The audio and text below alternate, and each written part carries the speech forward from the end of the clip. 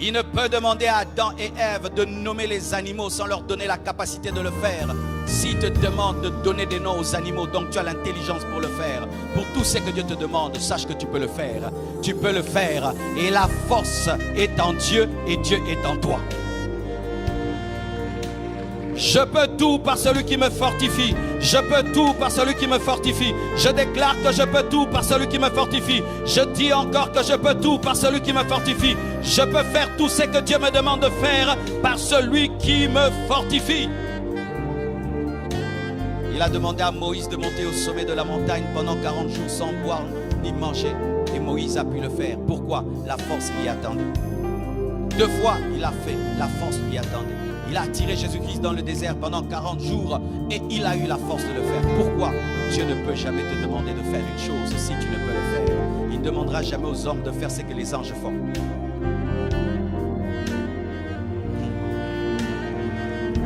Regardez frère, il n'a pas dit à Adam de créer le soleil.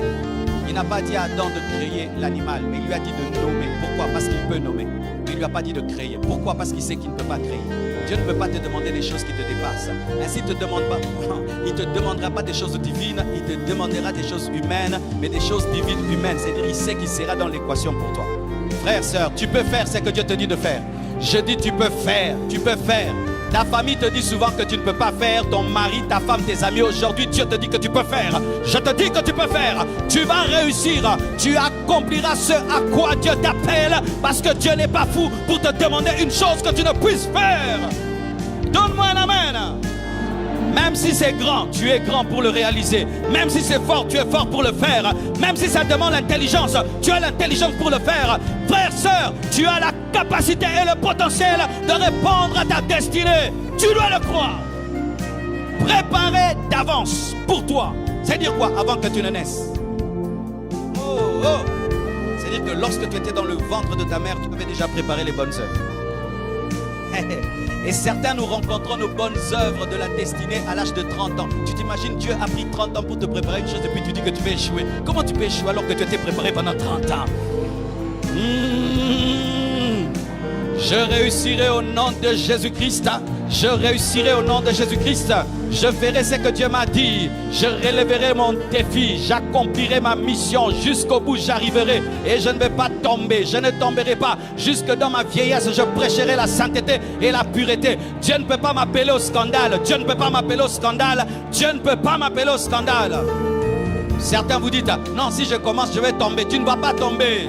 Tu ne vas pas tomber. Oh non, je refuse de commencer. Peut-être j'abandonnerai. Tu n'abandonneras pas. Ce que Dieu a commencé dans ta vie, il va l'amener à la perfection. Je répète, ce que Dieu a commencé dans ta vie, il va l'amener à la perfection. Dieu n'est pas l'auteur des œuvres inachevées, mais ce qu'il commence, il a la capacité, la provision pour le terminer.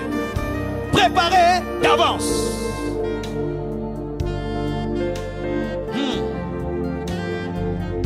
Nous ne prions pas et nous ne servons pas un Dieu qui improvise. Dieu n'improvise jamais. Et le mot hasard n'existe pas dans son dictionnaire. Dieu n'improvise pas. Jamais tu marcheras avec Dieu et puis tu arrives à un endroit, Dieu est perdu. Et puis commence à te poser la question, mon fils, on fait quoi? Il connaît le chemin dans le désert. Il connaît le chemin dans la mer Rouge. Il connaît le chemin dans le Jourdain. Il connaît le chemin dans le déluge. Il connaît le chemin. Je te dis, il connaît le chemin. Même si toi tu ne comprends pas, Dieu comprend. Aie confiance. Aie confiance. C'est pourquoi lorsque Gédéon pensait qu'il était petit, Dieu lui avait déjà donné la capacité d'être un vaillant guerrier. C'est pourquoi il ne parlait pas selon que Gédéon parlait, mais il parlait à l'entraînement spirituel qu'il avait déjà donné à Gédéon, alors que Gédéon ne savait pas. Il avait déjà entraîné. Dieu t'a entraîné à ta destinée, mais toi tu ne le sais pas. Je te dis, Dieu est déjà entraîné. Je dis, Dieu t'a déjà entraîné pour affronter ta vie, affronter ta destinée. Les souffrances par lesquelles tu es passé, c'était ton entraînement. Les épreuves par lesquelles tu es passé étaient ton entraînement. Tous les coups durs que tu as connus dans ta vie, c'était ton entraînement. Tu as été préparé. Tu as été préparé.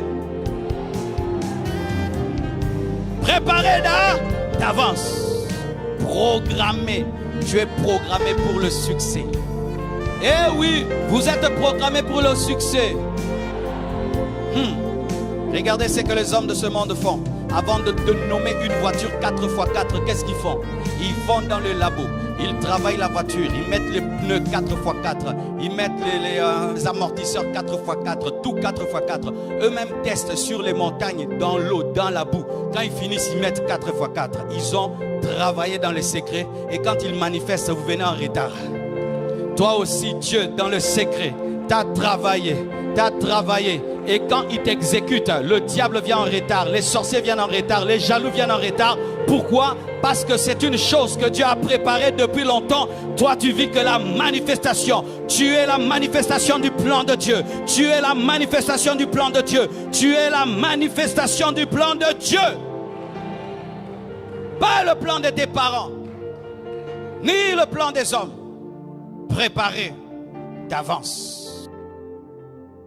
Chers frères et sœurs, dans le Seigneur, vous avez l'occasion de servir Dieu avec votre temps, avec votre intelligence, mais aussi avec vos moyens. Soutenez, restez unis dans 1 minute de prière chaque jour. Écrivez-nous, envoyez vos dons ici. Que Dieu vous bénisse.